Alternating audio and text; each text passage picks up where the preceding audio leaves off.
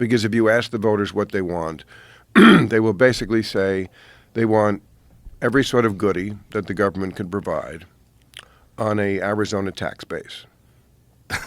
They want a Swedish social net on an Arizona tax base, and that's just not possible. And then the answer is always tax the rich, which is like, well, that doesn't help incompetent government. It does they have not. more money. It doesn't help them. Well, I mean, I think that's why you moved here, wasn't it? No, I moved here because they were locking down the city, and it didn't seem safe, and it seemed very sketchy, and I just didn't agree with what they were doing. The more I talked to doctors that were experts in respiratory diseases, the more they were convinced there was no way to stop a respiratory disease. They're like, this isn't going to do anything.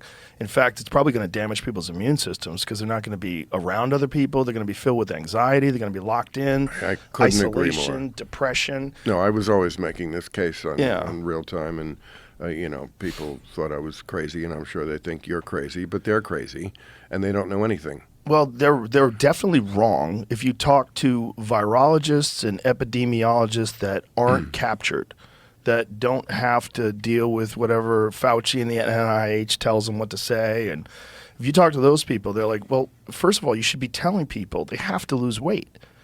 They have to lose weight. It was the #1 comorbidity. It was a giant factor. I think something like 75% of the people who were hospitalized or died, yes, were obese. But of course, in this country, we're so through the looking glass on the obesity issue that even mentioning it is some sort of a hate crime.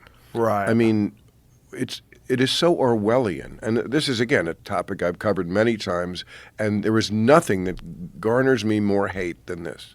No issue. No issue. You're just not allowed to talk about this. And it's preposterous because, first of all, if this is truly a life and death issue, we can't talk about the one thing that more than anything else is causing the death. But it is Orwellian. Terms like body positivity. Yeah.